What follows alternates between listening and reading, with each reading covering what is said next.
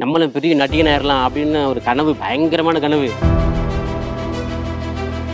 அப்படியே எங்கள் அப்போ வந்தால் தான் தெரியுது சினிமானா இது வேற உலகம். நம்ம பார்த்தது ஊரில் பார்த்தது அது அந்த சினிமா கிடையாது. அப்படிலாம் கஷ்டப்பட்டு வேலை பற்றி தான் இருந்து வந்தேன். ஆனால் இருந்தாலும் எனக்கு அப்படியே போய் வந்து எந்த வேலைக்கு போனாலும் என்னை என்ன ஃபுல்லாக சினிமா சினிமா சினிமா. சமைச்சிக்கிட்டு இருக்கேன், சமையல் பண்ணி பூரி தேய்ச்சிக்கிட்டு இருக்கேன், ஃபோன் வந்துருச்சு. ஒரு கம்பெனிலேருந்து ஃபோனு, இது ஸ்டுடியோலேருந்து ஃபோட்டோ ஸ்டில் எடுக்கணும், கிளம்பி வாங்கினேன். சொல்லாமக்கெல்லாம் ஓடியாந்தேன். என் பேர் பருத்திப்பால் வடிவேல். என் ஊர் வந்து பார்த்திங்கன்னா சிவகங்கை மாவட்டம் வி மல்லம்பட்டி, ஒரு சின்ன கிராமம். நான் ஒரு ஏழ்மையான குடும்பத்தில் பிறந்து வந்தேன்.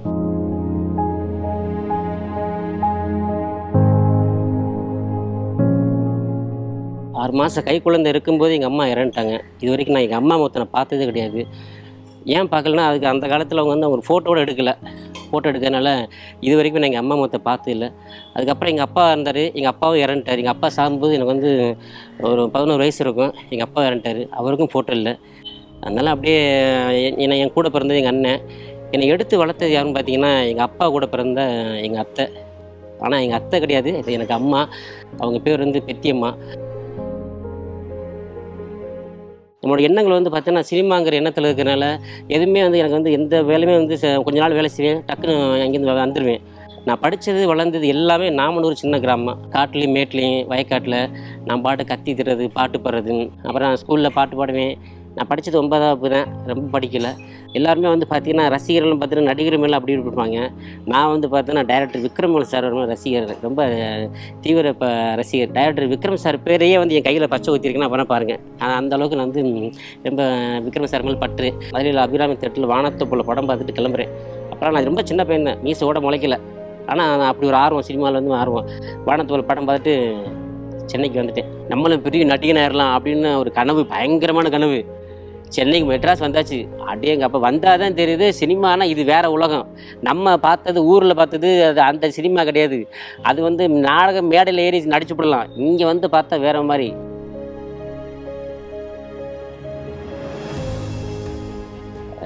எனக்கு கொஞ்சம் ஒருத்தர் மேலே லவ் ஆகி போச்சு.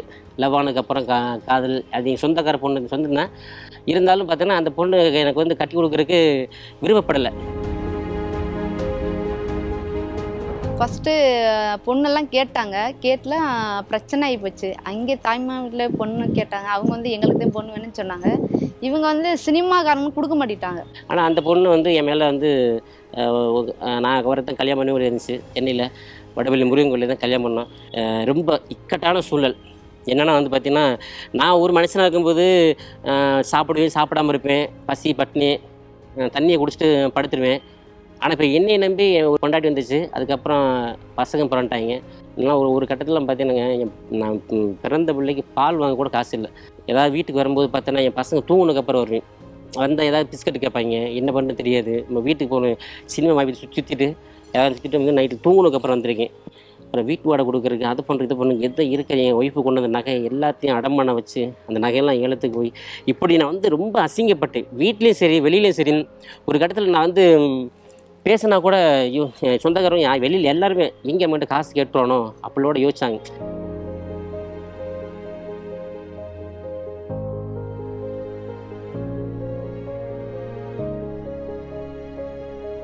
சென்னையில் வந்து நான் பார்க்காத வேலையே இல்லைங்க.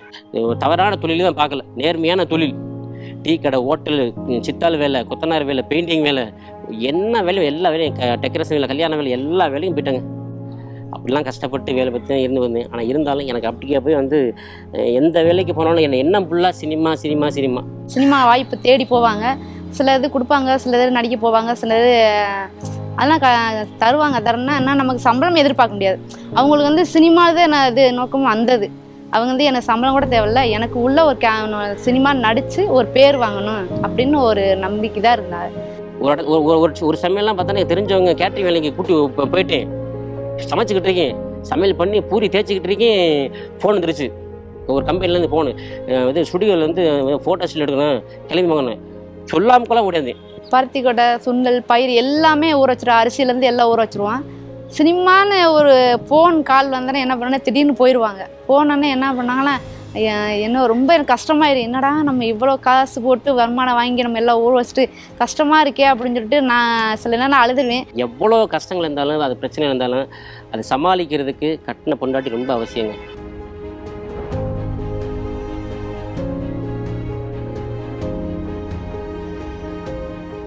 சத்தியமாக என்னுடைய வாழ்க்கையில் எனக்கு கிடைச்ச ஒரு மிகப்பெரிய அது வரம்னா என் பொண்டாட்டி, என் ஒய்ஃபு சுமதி தாங்க. நம்மளால முயற்சி பண்ணி பாருங்க, முயற்சி இல்லையா நமக்கு நம்ம ஒரு தொழில் ஏதாவது பண்ணிக்கலாம், நமக்கு ஒரு கையில் ஒரு தொழில் பண்ணிக்கலாம் அப்படின்னு செஞ்சு வேலை பார்த்துக்கிட்டு இருக்கோம். சினிமா தான் வாழ்க்கையில் வந்தேன், சினிமா தான் உலகம் அப்படிங்கிறபோது நான் சினிமாவுக்காக சென்னையில் படாத கஷ்டம் கிடையாது. இப்போ சூழ்நிலைக்கு பார்த்தீங்கன்னா எங்களுக்காக பருத்திப்பால் வியாபாரம் பண்ணுறதுக்காக எங்கள் குடும்பத்துக்காக பார்த்துக்கிட்டு இருக்காங்க. அவங்களுக்கு சினிமா, அந்த சினிமா அதுக்கு நல்லா போவாங்க. அதனால் நான் ஒன்றும் இப்போ கண்டுக்கிற கிடையாது. அவங்க ஜெயிக்கிறது எனக்கு ஆசை தான். ஜெயிக்கும் நம்ம ஒரு முன்னிலை வந்துட்டாலும் எனக்கு சந்தோஷம் தான்.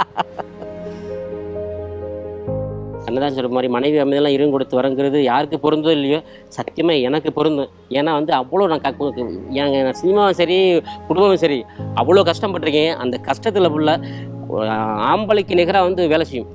பருத்திப்பால் நீங்கள் நான் செய்கிறது ஈஸி இல்லைங்க, அவ்வளோ வேலை இருக்குது, அடிப்படை வேலை. நான் எந்த அளவுக்கு கஷ்டப்படுறேனோ சரி சமமாக ஒரு ஆம்பளைக்கு சமமாக வேலை பார்க்குறது, தூக்குறது, வைக்கிறது, கடைக்கு போகிறது, அப்பேற்பட்ட உழைப்பாளி. சென்னையே வேண்டாம், ரொம்ப கஷ்டம், வீட்டு வாடகை எல்லாத்துக்கும் பிரச்சனை ரொம்ப பிரச்சனை. சரி சொந்த ஊருக்கே போயிடுவோம், மதுரைக்கே போயிடலாம்.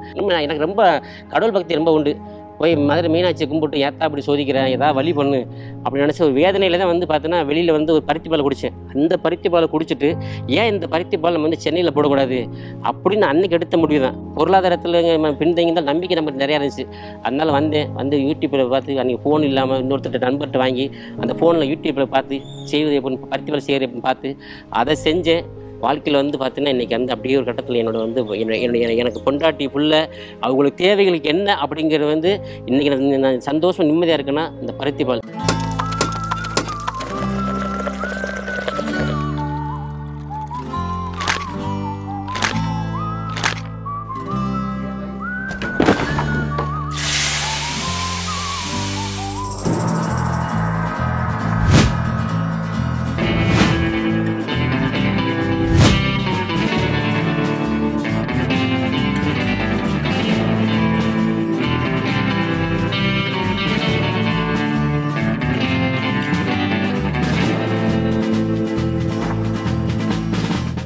இதே பருத்திப்பால் மூலிமா தான் எனக்கு சினிமா வாய்ப்பு வந்துச்சு.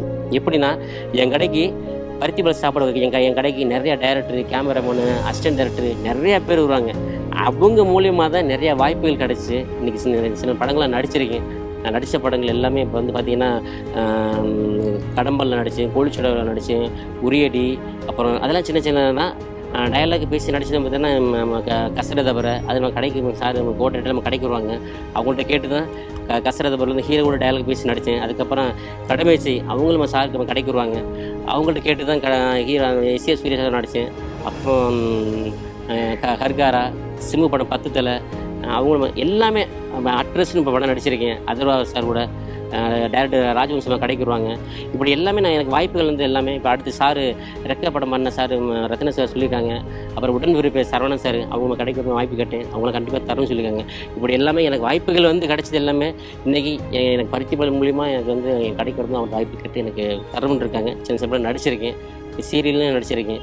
இப்படி போய்கிட்டு இருக்கு எல்லாமே இறைவனோட எல்லாம் கடந்து தாண்டி இப்போ ஓரளவுக்கு முடிஞ்சிச்சு. கையில் ஒரு தொழிலும், இங்கிட்டு ஒரு சினிமாவுக்கும் போவாங்க, தொழிலும் பார்த்துக்குருவோம். இது ரெண்டுமே நாங்கள் பார்த்துக்குருவோம். அந்த எந்த கஷ்டம் இல்லாமல் அவரெல்லாம் போய்கிட்டு இருக்கு. என்னுடைய வாழ்வாதார பிரச்சனைக்காக தான் இந்த பருத்திப்பால் வியாபாரம் பண்ணி என் பொண்டாட்டிகளை காப்பாற்றுறதுக்காக தான் பண்ணிக்கிட்டு இருக்கேன். ஆனால் என்னுடைய கனவுகள், என் எண்ணங்கள் எல்லாமே சினிமா தான். கண்டிப்பாக ஒரு நாள் நிச்சயம் நான் சினிமாவில் ஜெயிப்பேன். அந்த நம்பிக்கை எனக்கு நிறையாவே இருக்குது. அது வரைக்கும் என்னுடைய கனவுகளும் தொடரும். நிச்சயம் ஜெயிப்பேன். நன்றி.